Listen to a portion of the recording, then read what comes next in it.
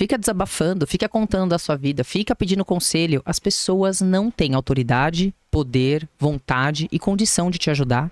E você não sabe o que as pessoas vão fazer em posse das suas fragilidades. Tem pessoas que, por mais que elas sejam o que elas são nos relacionamentos, elas não conseguem ver que elas são isso, né? Por exemplo, o cara é agressivo, ele é explosivo, não sei o que, no relacionamento ele vai ser muito mais, vai ser tanto quanto. Vai. Porém, ele talvez não tenha esse nível de consciência de observar e falar, nossa, como eu sou um cara agressivo. Pra ele é normal isso, né? Tipo, tem gente que vai passar batida e foda-se. A outra pessoa que tem que conseguir identificar isso e ver se faz sentido pra ela ou não, né? É engraçado que as pessoas vão te culpar, muitas vezes, pelas próprias agressões. Pela própria falta de respeito. Elas vão depositar no outro exatamente a responsabilidade pelas atitudes dela. Ela é capaz de dizer que você me tirou do sério, você me deixou assim, mas ela não tem a menor capacidade de conseguir entender que ela tá fazendo aquilo por conta das dores, das limitações, das fragilidades que ela tem por dentro. E é por isso que às vezes os relacionamentos acabam.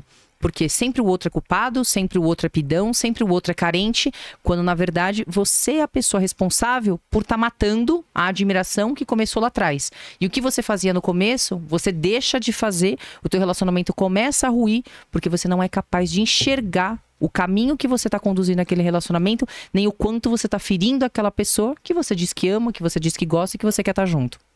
Você já pensou em trabalhar com isso, ser especialista em relacionamento? Cara, já me disseram que eu daria certo nisso. Você seria um bom... Né? Palestrante, fazer lives, fazer conteúdo. Eu tô estudando. Lives diárias. Cara, isso aí tem a ver com a autossabotagem que você se traz para as pessoas que te seguem e tudo mais? Isso que você acabou de falar? Tem a ver. Todas as pessoas nascem poderosas. E ao longo do tempo a gente vai passando por... completas, vamos dizer assim. A gente nasce com sabe, a imagem e semelhança do Criador mesmo. Tá. Todas as pessoas nascem poderosas, elas nascem sem autocrítica, sem julgamento. Quando você é pequenininho, seu filho... É muito bom isso dele. Ele fala o que ele quer, ele brinca com o que ele quer, ele dança, ele corre pelado, ele fala o que ele pensa. As crianças são até... filho, para com isso. As pessoas são poderosas ao nascer. E ao longo da vida a gente vai perdendo o nosso poder. O nosso poder aqui de dentro, a nossa pedra vital, ela vai ficando deformada ao longo do tempo. E com as experiências da vida a gente vai deixando as coisas pelo meio do caminho. É onde nascem os processos de autossabotagem.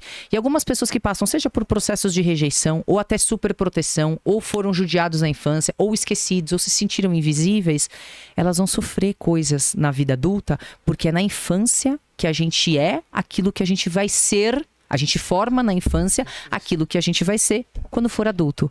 E aí nascem os processos, às vezes a pessoa, ela se submete demais a um relacionamento porque tudo que ela mais quer é o amor, que talvez ela não teve lá atrás. Talvez a pessoa seja muito agressiva no relacionamento hoje, por conta que lá atrás ela se sentiu completamente sem poder, se sentiu invisível e hoje ela quer impor aquilo que faltou. A pessoa que talvez foi muito super protegida lá atrás, ou até sofreu demais, ela precisa se manter em segurança. Então ela vai ter ciúmes excessivo, ela com medo de sofrer já sofre, ela não inicia novos projetos nem novos relacionamentos.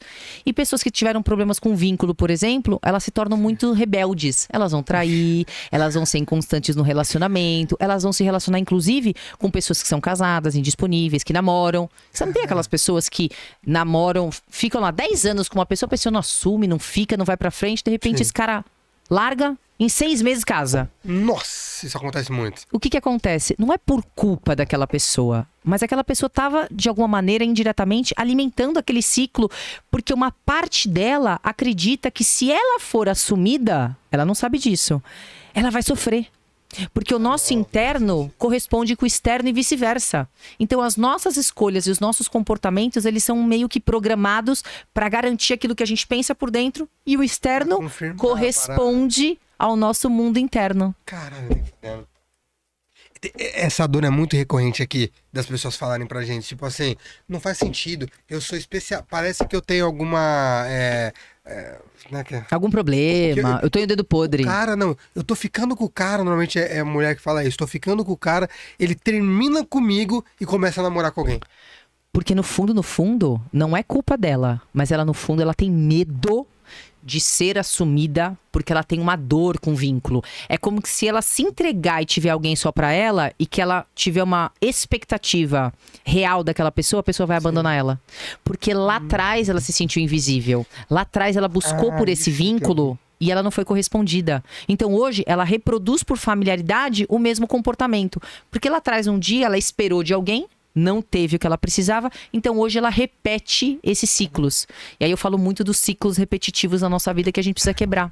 Mas normalmente esse vínculo que você fala que ela não teve o acesso, normalmente é com pai e mãe? É de pequeno ou não? Pode ter sido com outra pessoa também? São as pessoas principais ali da primeira infância, vamos dizer assim. São os pais, cuidadores, professores, mas são as pessoas, os pilares principais dos relacionamentos. E lembrando que não existe culpado. Por mais que a gente tenha passado por processos de dor, pessoas que nos ferem foram feridas antes de nos ferirem. Porque pessoas feridas, pessoas que sangram, elas vão sangrar em cima de outras pessoas por onde quer que elas passem. Então, pessoas feridas ferem, elas repetem ciclos que repetiram em cima de você. E aí você, se você não se curar, você vai repetir de novo. E é por isso que eu fiz todo esse cuidado para entender. Cara, as suas emoções começam na infância, quem você se tornou, por que você se auto-sabota e como você consegue resolver isso nos relacionamentos. E é nos relacionamentos que você vai conseguir entender os seus processos de auto-sabotagem. Quer ver um exemplo? Por favor. Posso? Não sei se eu cortei esse raciocínio.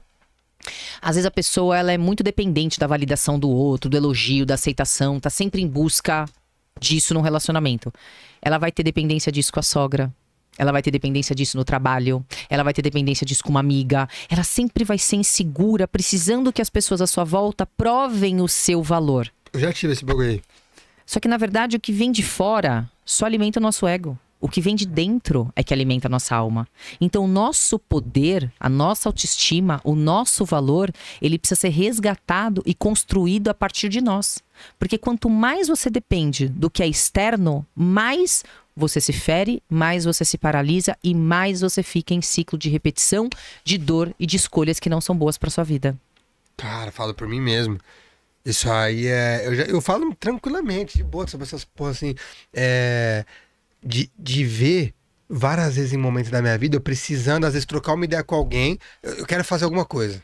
Da minha vida, não tem nada a ver com a pessoa. Mas eu quero compartilhar com a pessoa pra ver se a pessoa dá um feedback. Não, hoje não mais. Entendi. Eu passei por isso, por ter tido consciência, não tava nessa até hoje. Sim. De mandar mensagem pra trocar uma ideia pra ver, mano, e aí, o que você acha disso? Tava esperando a pessoa falar que é bom, uma pessoa que nem entende do assunto, não conquistou o que eu quero conquistar, né? Pra ver se a pessoa fala que é bom. Se ela falar que é bom, aí eu faço.